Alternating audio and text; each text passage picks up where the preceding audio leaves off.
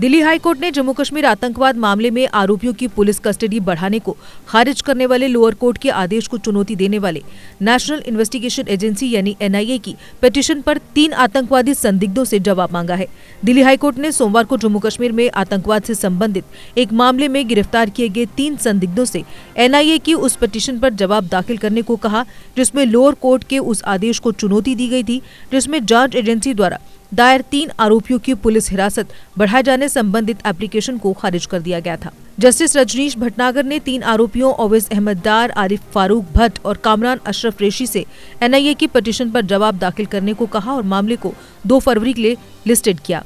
NIA ने 3 आरोपी व्यक्तियों ओवैस अहमद डार, आरिफ फारूक भट्ट और कामरान अशरफ रेशी के लिए पुलिस कस्टडी मांगी थी, ताकि बड़ी साजिश का पता लगाने के लिए आरोपी व्यक्तियों का उनके सोशल मीडिया और फोन डेटा से सामना किया जा सके। एनआईए ने दिल्ली हाईकोर्ट को अवगत कराया था कि आरोपी व्यक्तियों के इलेक्ट्रॉनिक इक्विपमेंट से डेटा अक्सर सीआरटीएन और सीएफएसएल से वक्त पर हासिल नहीं होता है, जिसके परिणाम स्वरूप सभी प्रासंगिक सबूतों के साथ विशेष रूप से बड़े और जटिल अंतर्राष्ट्रीय षड्यंत्रों के मामलों में आरोपी का सामना पहले 30 दिन के भीतर संभव नहीं है।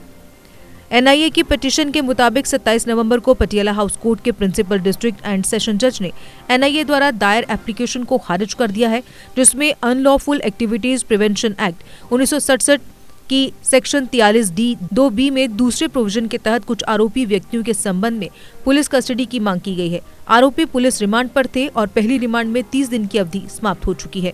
एनआईए ने अपनी पिटीशन में कहा कि निर्विवाद रूप से प्रत्येक आरोपी व्यक्ति के संबंध में पुलिस कस्टडी यूएपीए द्वारा इजाजत अधिकतम 30 दिनों की अवधि से कम अवधि के लिए दी गई है।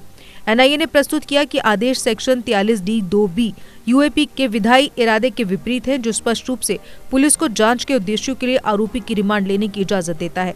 प्रावधान के संदर्भ में आरोपी के हिरासत में रहने तक के बीच का अंतराल जब तक 30 दिनों की ऊपरी सीमा तक नहीं पहुंच जाती। एनआईए ने कहा कि इम्पंग्ड ऑर्डर मौलवी हुसैन हाजी इब्राहिम उमरजी बनाम गुजरात स्टेट 2004 6 SCC 672 में रोकथाम के सेक्शन 49(2)(b) के संदर्भ में सुप्रीम कोर्ट द्वारा निर्धारित कानून के विपरीत भी है। टेररिज्म एक्ट 2002 पोटा, जो सेक्शन 43D(2)(b) के लिए पेरीमेटेरिया है, जहां सुप्रीम कोर्ट ने सिंगल जज के निष्कर्ष को खारिज कर दिया। एनआईए ने अपनी पिटीशन में ये भी कहा कि मौजूदा मामला जम्मू कश्मीर में हाल ही में हुए आतंकवादी हमलों की बैकग्राउंड में पैदा हुआ है। एनआईए द्वारा 10 अक्टूबर को जम्मू कश्मीर में आतंक फैलाने के लिए भारत में अंतर्राष्ट्रीय आतंकवादी समूहों और उनके सहयोगियों द्वारा वित्त पोषित और नियंत्रित एक बड़े पैमाने पर साजिश से संबंधित एक शिकायत दर्ज की थी। इसलिए एनआईए ने लोअर कोर्ट द्वारा पारित 27 नवंबर के आदेश को रद्द करने की मांग की है। अगर आप भी अपने भविष्य को लेकर चिंतित हैं और बहुत सी सरकारी नौकरियों पर दांव खेल चुके हैं, लेकिन अभी तक सफलता आपके हाथ नहीं लगी है, तो कैरियर अड्डा जम्मू कोचिंग इंस्टीट्यूट है आपके लिए बेस्ट ऑप्शन। कैरियर अड्डा जम्मू में हर कॉम्पिटिटिव एग्जाम में सफलता हासिल करने के लिए बेहतरीन तरीके से तैयार किया जाता है। कैरियर अड्डा जम्मू में फ्री कोचिंग का प्रावधान है, तो फिर देर किस बात की।